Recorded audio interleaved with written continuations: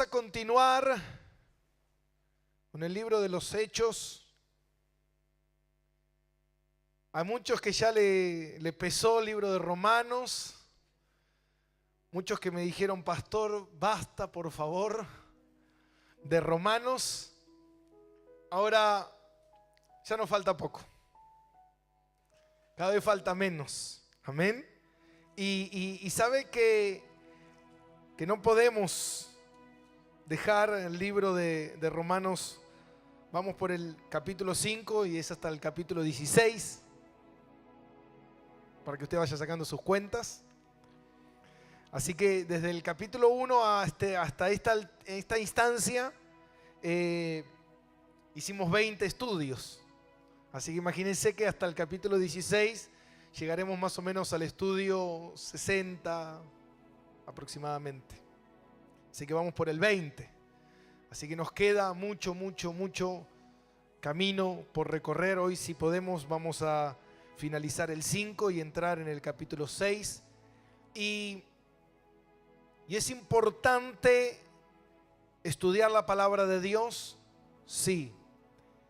Es de suma importancia. Y yo pensaba estos días la importancia que tiene exponer la palabra de Dios, estudiar la palabra de Dios, entender la palabra de Dios, porque la palabra de Dios es la que nos muestra el carácter de Dios, el pensamiento de Dios, la obra de Dios, cómo Dios opera, qué es lo que Dios tiene planificado para nosotros.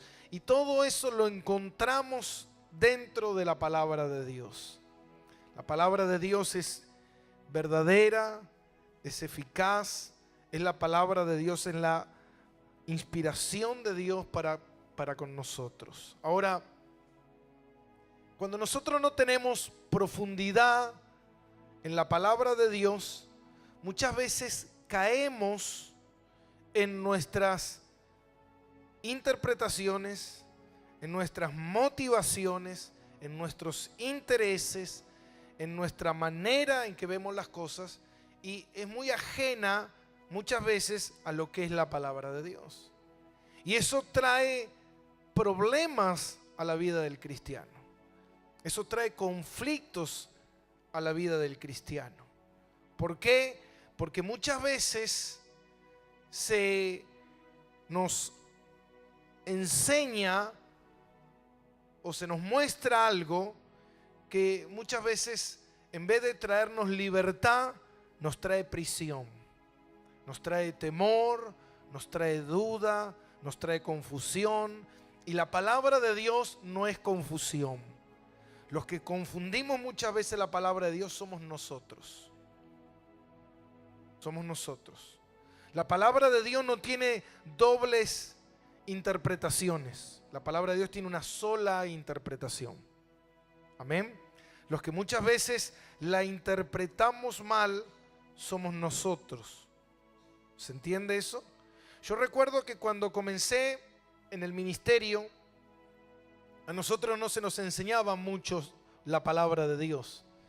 Nosotros vivíamos más que nada de experiencias, de sueños, de revelaciones, pero no vivíamos anclados en la palabra de Dios. Entonces muchas veces basábamos nuestra vida espiritual de la manera en que nosotros la interpretábamos, cómo nosotros nos sentíamos. Entonces cuando nos sucedía algo, es el diablo, cuando nos pasaba algo, es pecado, y porque no conocíamos profundamente la palabra de Dios. Pero cuando uno empieza a estudiar la palabra de Dios, cuando Dios te empieza a llevar a la sabiduría, al entendimiento de la palabra de Dios, empiezas a darte cuenta que nuestra vida como cristiano no tiene que ver con las emociones o cómo nos sentimos, sino por nuestra fe. ¿Se entiende? Entonces muchas veces cuando uno no siente, no significa que no cree. ¿Se entiende eso?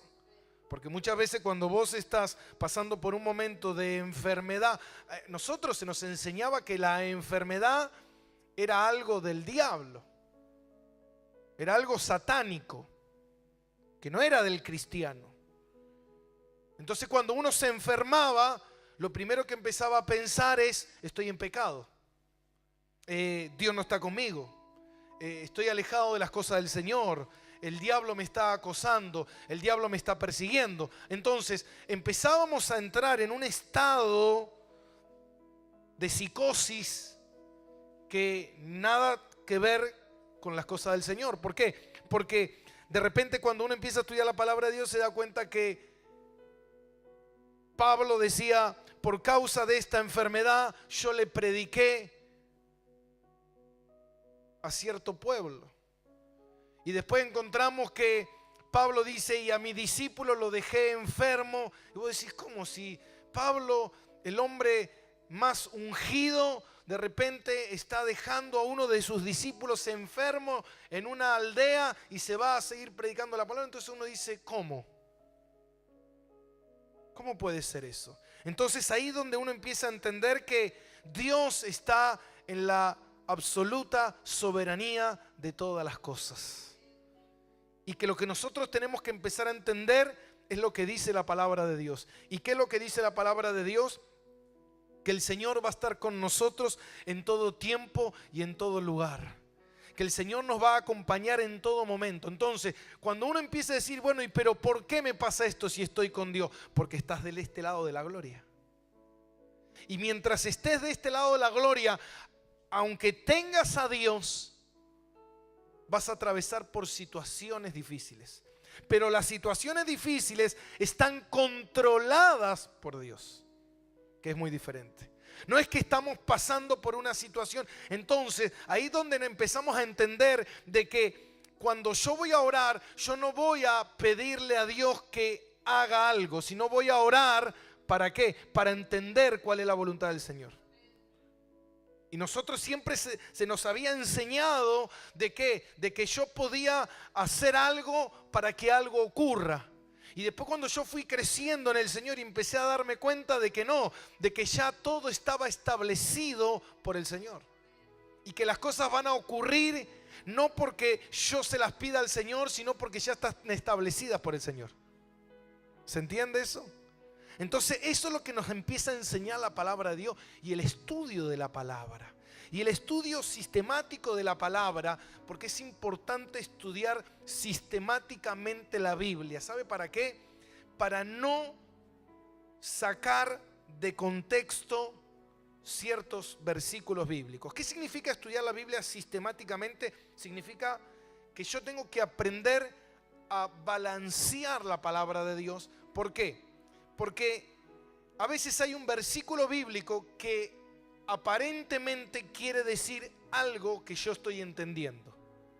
Pero 10 versículos dicen completamente lo contrario a lo que ese versículo dice.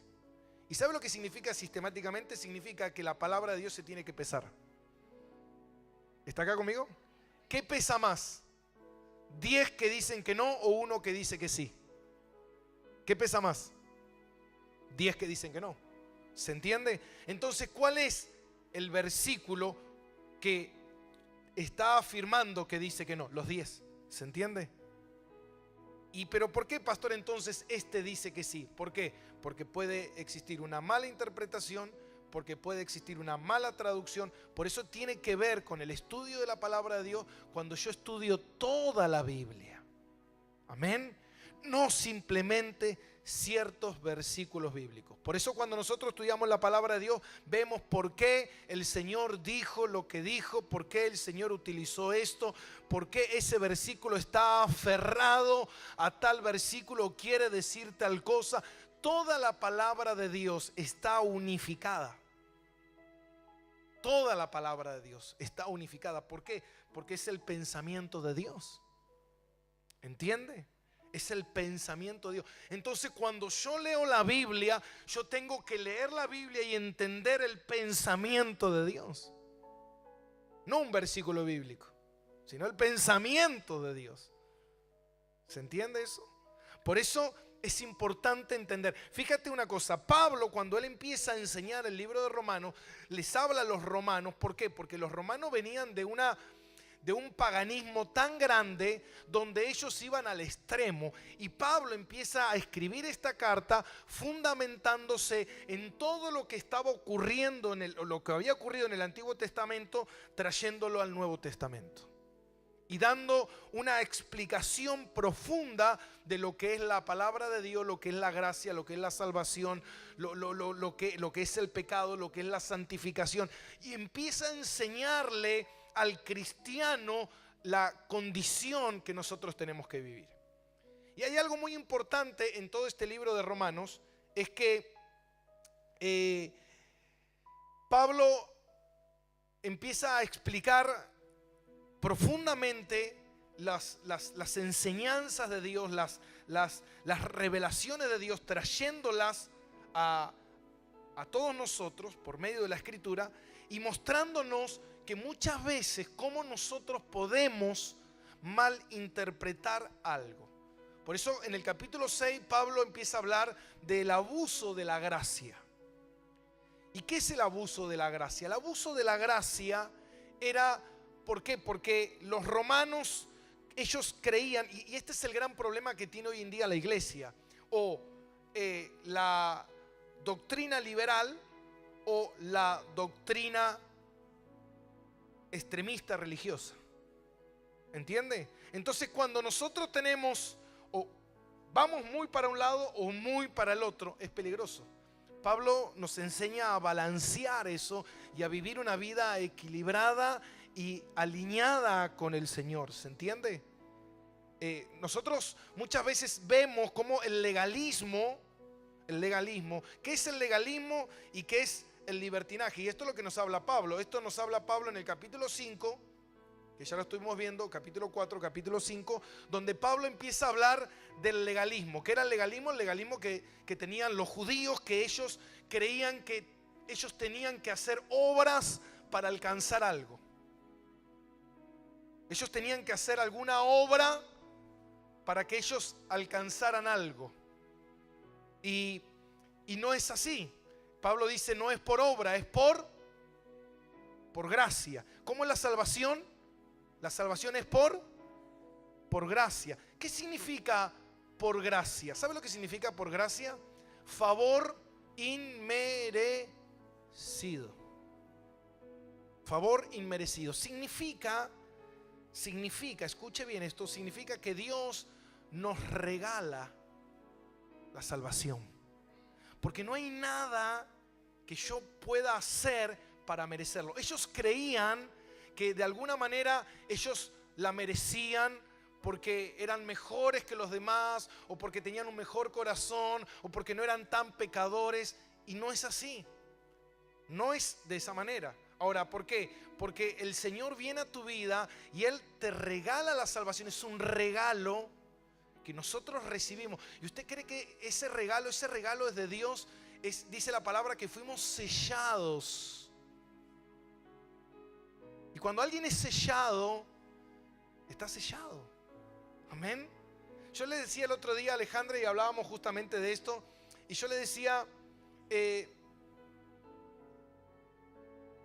significa nacer de nuevo? ¿Qué significa nacer de nuevo? Nacer de nuevo, por eso Jesús le dijo a Nicodemo, Nicodemo le dijo, ¿alguien para nacer de nuevo puede entrar en el vientre nuevamente de su madre? Porque él quería nacer de nuevo.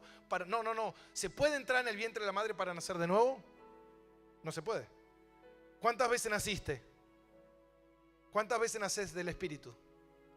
Una. Entonces, si yo mañana muero espiritualmente, ¿puedo volver a nacer de nuevo? No puedo.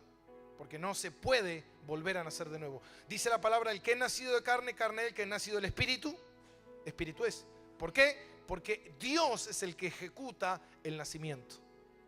¿Se entiende eso? Ahora, si yo soy nacido de la carne y soy hijo de Marta, y yo me aparto de Marta y me alejo de Marta, más allá de que el Espíritu Santo siempre me va a traer, ¿se entiende eso? me va a traer. ¿Por qué? Porque el Espíritu Santo te va a traer. Pero yo me alejo de Marta, que es mi madre muere y mi madre tiene una casa, ¿no? Tiene una casa. Y yo agarro, soy un pariente, vecino, y digo, me voy a quedar con la casa de Marta porque su hijo se fue y no vino nunca más. La justicia, ¿me la puede dar la casa a mí? ¿Por qué no me la puede dar? Porque no soy nada. Ahora, ¿a quién se la va a dar la casa? Al hijo, pero el hijo se fue. No le dio más bolilla a la madre, nunca más la vio. Pero sigue siendo ¿qué?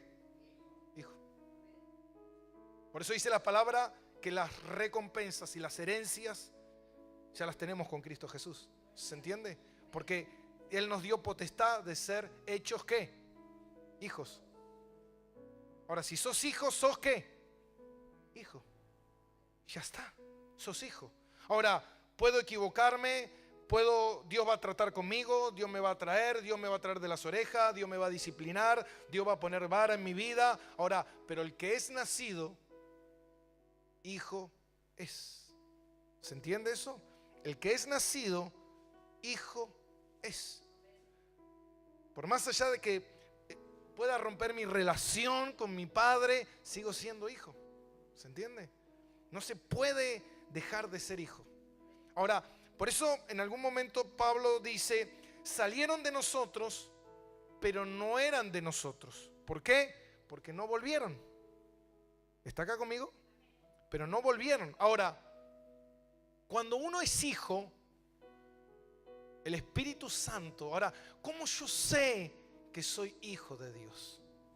¿Cómo sé que soy hijo de Dios? Y esto lo vamos a ver ahora. ¿Cómo sé que soy hijo de Dios? ¿Sabes por qué? Mira, porque la justificación siempre viene de la mano de la santificación. Uno no puede ser hijo de Dios y no procurar su nueva naturaleza. Porque hay una nueva naturaleza. Vos naciste de nuevo. Hay una nueva naturaleza. ¿Qué quiero decir con esto? Yo recuerdo que cuando yo nací de nuevo en el Señor, ahora, ya las cosas malas yo no las podía hacer. ¿Por qué? Si antes las hacía por naturaleza en la carne, pero ahora no. Ahora, ¿sigue siendo usted pastor pecador? Sí, pero ya no las puedo hacer. Ya no las disfruto, ya no me gusta, ya no quiero. Y mientras más vas creciendo en tu nueva naturaleza, más anhelo hay en tu corazón de cada día buscar más la santificación. ¿Se entiende eso? Como el hijo pródigo, te puedes apartar. Ahí lo está diciendo, es hijo, apartado, pero es ¿qué? Hijo. Pero en un momento el hijo entra en sí, el Espíritu Santo hace la obra en su corazón, lo hace volver en sí y dice, ¿qué hago yo acá si tengo un padre? ¿Se entiende, iglesia, eso? Por eso muchos que se apartan, al tiempo vuelven.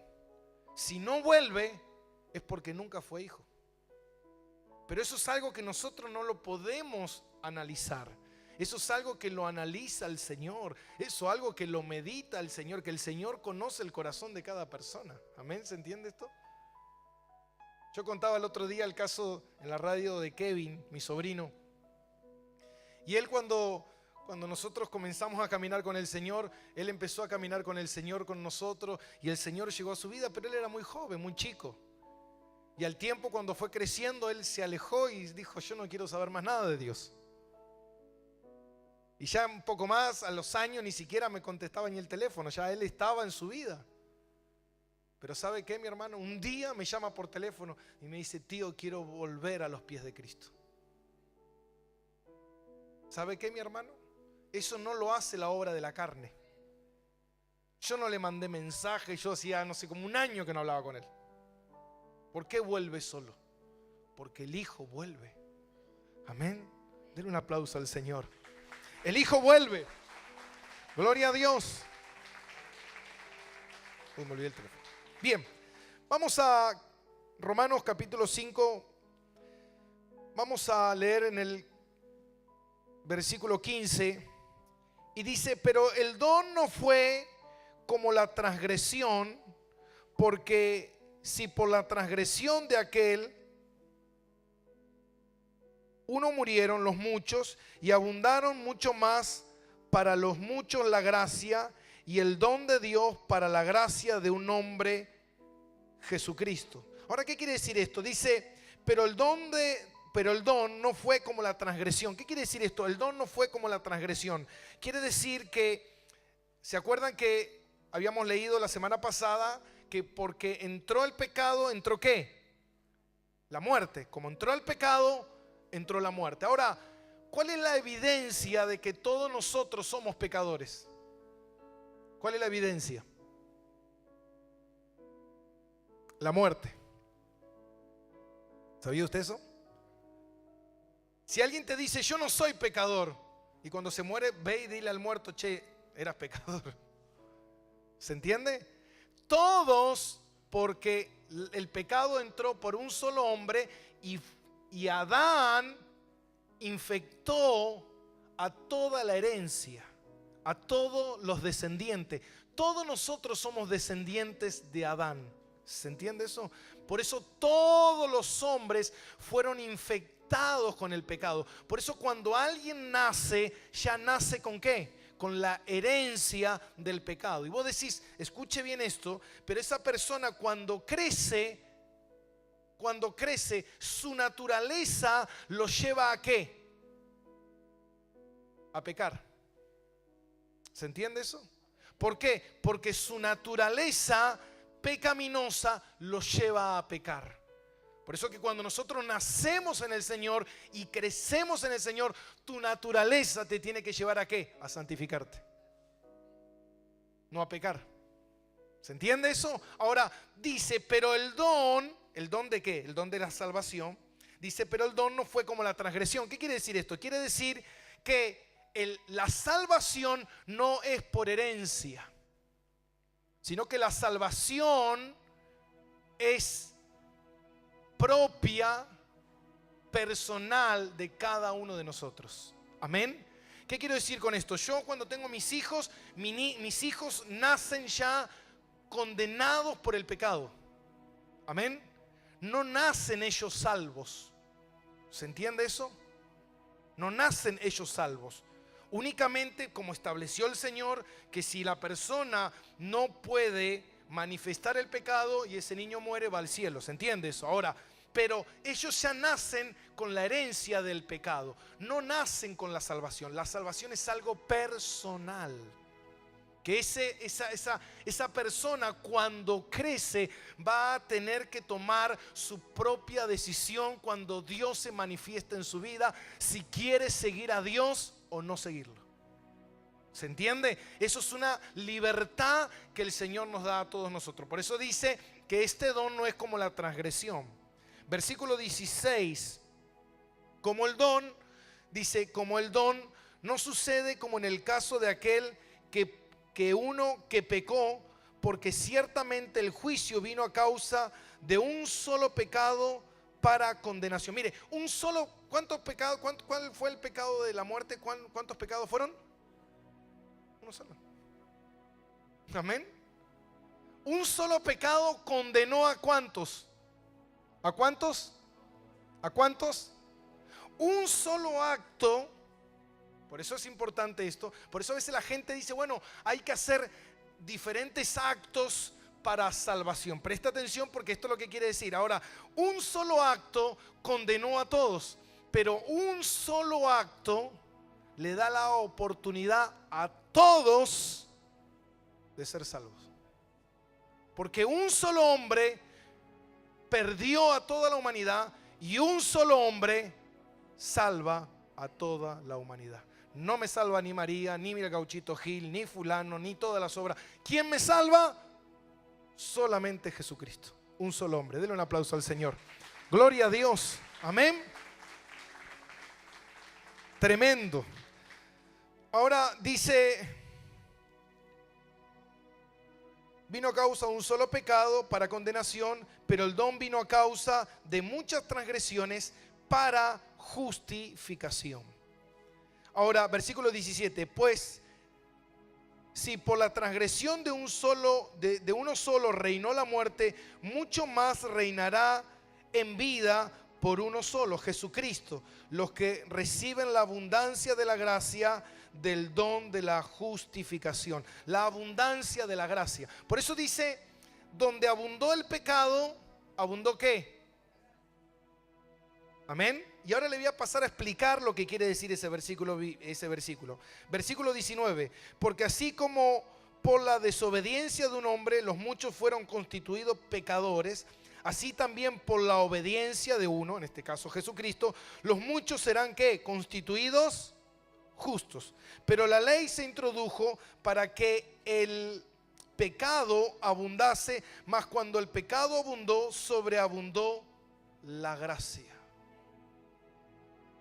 Y esto tiene que ver con el capítulo 6, que los romanos creían, y este es el libertinaje, donde ellos creían, y sabe que mi hermano, hoy en día existe mucho libertinaje dentro de la iglesia, que ellos creían, decían, bueno, si abundó la gracia, entonces yo, mientras más peco, más gracia voy a tener. Ahora, ¿qué quiere decir este versículo bíblico? Por eso hay mucha gente que dice, bueno, como yo ya estoy salvo, hago lo que quiero, igual los deseos de la carne. ¿Y qué querés? Es la carne. Yo ya no tengo nada que ver con la carne. No. Está mal enseñado. Está mal enseñado. Por eso a veces uno dice, bueno, pastor, este venía a la iglesia, estaba reconsagrado, después se apartó y se fue al mundo, hizo lo que quiso, desperdició su vida, se murió, se fue al cielo.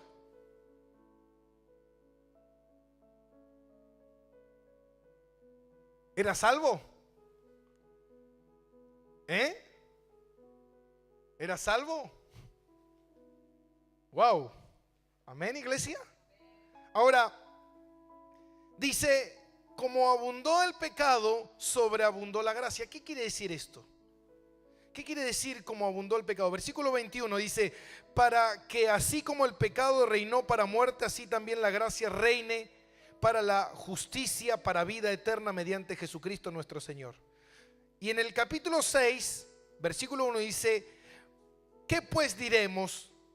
¿Perseveraremos en el pecado para que la gracia abunde? Acá empieza a unificarse el versículo 1 del capítulo 6 con ese versículo que estábamos leyendo en el versículo 20 del 5. Entonces Pablo dice, ¿qué pues diremos? ¿Perseveraremos en el pecado para que abunde la gracia? Porque ellos decían, bueno, como si abundó el pecado, sobreabundó la gracia. ¿Qué quiere decir eso? ¿Qué quiere decir si abundó el pecado, sobreabundó la gracia? ¿Sabe lo que quiere decir eso? Eso quiere decir que, supongamos que hay una línea de pecado. Este es el nivel de pecado. ¿Se entiende? ¿Y sabe lo que significa la sobreabundación de la gracia? Que está por encima. ¿Sabe lo que quiere decir esto? Quiere decir que no importa cuántos pecados pueda tener una persona, la gracia siempre es mayor. ¿Me entiende? Viene una persona a los pies de Cristo corriendo y dice, el Señor podrá perdonarme, yo soy todo esto, todos estos pecados cometí, y empieza a exponer todos los pecados delante del Señor, y el Señor viene y dice, su gracia es más grande que todos los pecados. Eso es lo que quería decir Pablo, que la gracia siempre va a estar por encima. Por eso que muchas veces hay alguien que dice, bueno, ¿será que Dios me perdonó? Yo cometí un aborto, yo hice tal cosa, yo engañé a mi esposo, yo engañé a mi esposa, yo hice esto. ¿Será que Dios me puede perdonar? Mira, tu pecado puede ser, dice, rojo, pero la gracia de Dios es más grande. Por eso cuando el diablo introdujo el pecado en la vida del hombre, Dios introdujo la gracia que era más grande que todo lo que el diablo podía hacer para destruirte. El diablo te puede hacer todo lo que quiera para destruirte, pero viene Jesucristo y dice: yo soy más grande que el diablo y hago cosas más grandes para salvarte. Ese es el Señor. ¡Wow! Increíble. Por eso dice el Señor, confianza tenemos que tener en Él. Amén.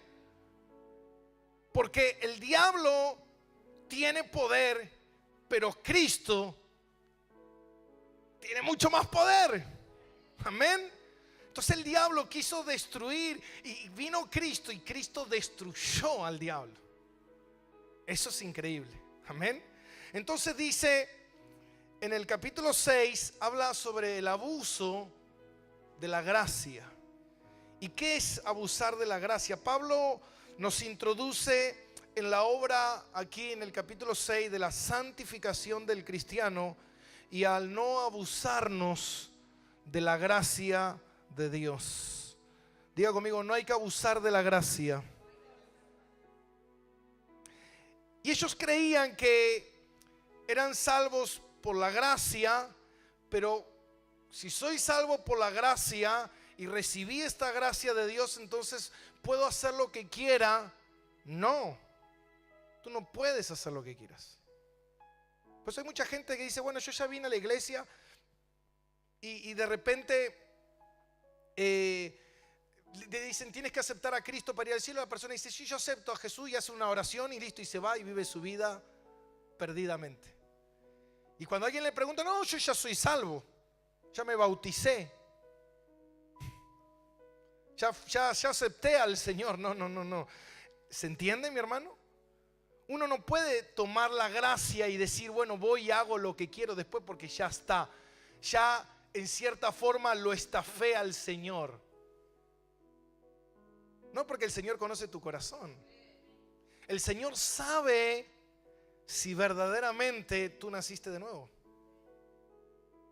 Amén. ¿Y de qué manera sabe el Señor si verdaderamente? ¿Y cuál es la evidencia de que tú sabes que naciste de nuevo? ¿Sabes cuál es la evidencia, mi hermano? De que tú, cada vez que te equivocas, te entristeces en tu corazón y no puedes aceptar esa condición de vida. La puedes, caes, fallas, te equivocas, pero hay algo en tu corazón que te dice que está mal. Tú no lo puedes aceptar. ¿Por qué? Porque dentro tuyo hay una nueva naturaleza. Dice la palabra en Gálatas 5, dice que el espíritu y la carne combaten. Antes no había lucha, porque antes tú eras gobernado por la carne. Ibas donde la carne te llevaba, hacía lo que la carne quería hacer. Y ahora hay un problema. ¿Y sabe cuál es el problema, mi hermano? En que tú estás cargando en tu vida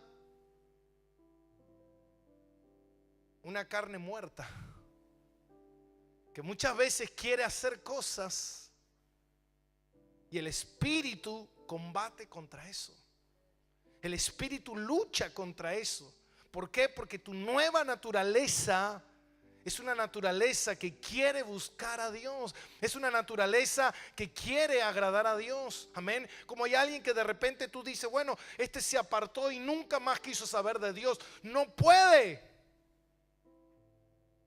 Como le pasó a Jonás. No puedes. ¿Por qué? Porque Dios te busca. Porque de repente, mira, hoy justo hablábamos con una muchacha y justo nos contaba y nos decía: mira, me decía: pastor, ¿sabes qué? Yo a veces, yo soy colgada, no quiero ir a la iglesia, soy media vaga y me olvido, yo qué sé. Pero Dios me está buscando por todos lados. Prendo la radio cristiana, voy en la calle y me dan un volante, alguien me llama por teléfono y me dicen: volvete a Dios.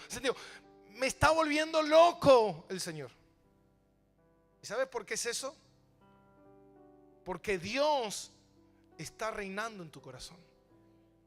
Y Dios sabe que obviamente hay una carne que te empuja hacia un lado, pero el Señor está trabajando dentro de tu corazón. Él está trabajando, ¿para qué? Para transformar. Dice que lo que Él empezó, Él lo va a terminar. No es algo que lo vas a terminar vos. No es algo que vos lo vas a hacer. Yo me acuerdo cuando yo comencé a caminar con el Señor. Yo recuerdo que muchas veces mis pensamientos eran que yo creí en el Señor y el Señor me dio una vida nueva y yo estaba gozoso y lloraba en la presencia de Dios. Y me acuerdo que al principio era algo fascinante y yo entraba a la iglesia y lloraba y adoraba a Dios, iba a mi casa y leía la Biblia. Pero cuando empecé a crecer, lo único que me acordaba de Dios era cuando iba a la iglesia. Cuando salía de la iglesia no me acordaba más de Dios. Vivía mi vida. ¿Y sabe qué, mi hermano? Y yo vivía y pensaba y mi mente estaba en otras cosas. Pero hoy, 18 años después, ya no puedo dejar de pensar en el Señor. Me acuesto pensando en el Señor, sueño con el Señor, me levanto pensando en el Señor, voy manejando y hablando con el Señor, estoy comiendo y pienso en el Señor, ¿me entiende? Vos decís, ¿qué es lo que sucedió? Dios está haciendo la obra en tu vida. Dios está haciendo la obra en tu vida. Ya antes las cosas que me gustaban dejan de gustarte. Ya las prácticas que tenías deja de practicarlo. ¿Por qué? Porque no puedes practicarlo. No puedes. Porque hay una nueva naturaleza dentro de tu corazón. Hay un nuevo ser que está dentro de tu corazón que te lleva, amén. De repente tú te das cuenta que quizás antes eras una persona ventajera y ahora de repente, antes de que llegue la oportunidad a ventajear a alguien, ya no puedo. Sí, pero ¿cómo si antes podía y me satisfacía hacerlo y hoy no puedo? ¿Por qué? Porque no te deja tu naturaleza. ¿Me está entendiendo? Y eso es lo que Pablo dice. Y dice Pablo, como abundó el pecado, sobreabundó la gracia. Dice, ¿qué pues diremos? ¿Qué pues diremos? ¿Que perseveraremos en el pecado? Escuche esta palabra, perseverar. Perseverar. Dice,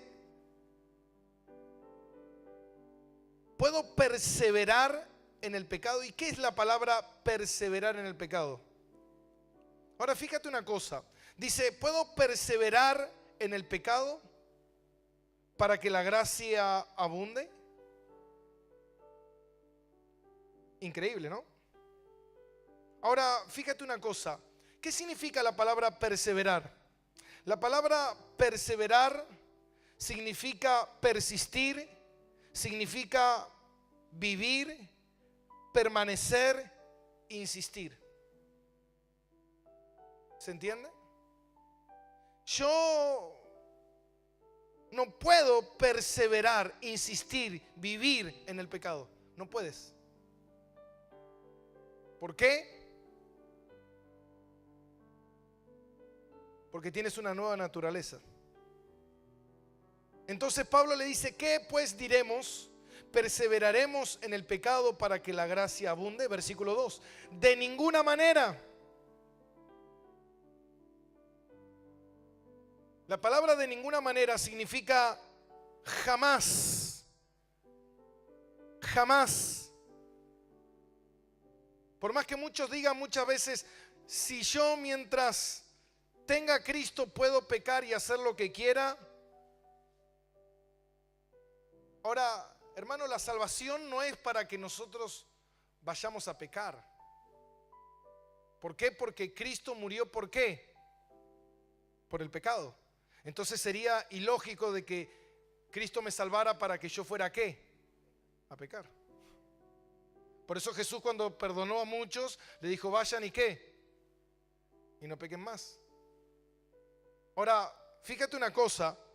Si Cristo me salvó, no me dio la oportunidad para que yo vaya a pecar, sino que Cristo murió ¿para qué? Para que yo viva ¿para quién?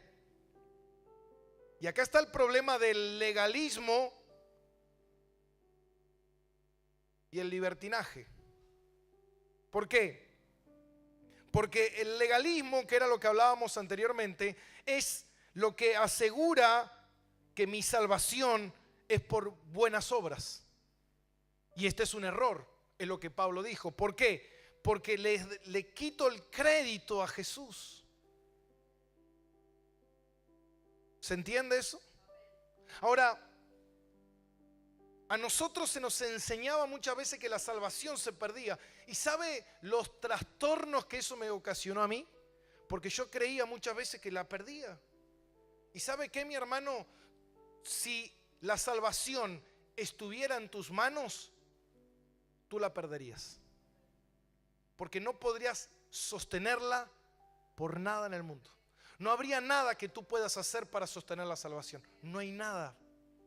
No hay nada que el hombre pueda hacer. ¿Sabes por qué? Porque la vivirías perdiendo. Si la pierdes una vez, la perderías para siempre. ¿Se entiende? Entonces la salvación no es algo que incumbe en lo que yo haga, sino que es por medio del sello del Espíritu Santo. Porque fíjate una cosa, dice la palabra que somos salvos por su gracia, por medio de la fe. ¿Qué es qué la fe? ¿Qué es qué? ¿Qué es la fe? ¿Un don de qué? De Dios. ¿Qué significa eso? Significa que Dios te capacita, te prepara. ¿Para qué? Para que creas en quién. En Él. Que ni siquiera, por eso dice Pablo, humanamente nadie lo buscó, humanamente todos se desviaron, humanamente no hay nadie que sea bueno, humanamente no hay nadie que pueda hacer algo para salvarse por mérito propio, nada. Entonces la salvación es algo que proviene del don, de la fe que el Señor prepara en mi corazón por medio de la fe, la gracia del Señor. Ahora, ¿qué quiere decir esto? Quiere decir que la salvación es un regalo y el don es una entrega del Señor que me prepara a mí para que yo pueda creer en Él. Porque humanamente dice la palabra que no hay ni siquiera uno solo que busque a Dios. Entonces, ¿sabes qué? Por medio de eso, cuando yo creo en el Señor, el Espíritu Santo me sella. Por eso dice la palabra, los llamados son santificados, justificados, santificados y glorificados. Los llamados son santificados, son justificados, santificados y glorificados. ¿Quién es el que hace la obra? Es el Señor. Te justifica, te santifica y te glorifica. No dice me santifico, me glorifico, me justifica, me santifica, me glorifica. Todo lo hace ¿quién? Él. Por eso dice el Señor, la obra que empecé es la obra que... Ahora, ¿tengo participación en esa santificación? Claro que sí. Yo tengo que disponer al Espíritu Santo para que Él trabaje en mi vida.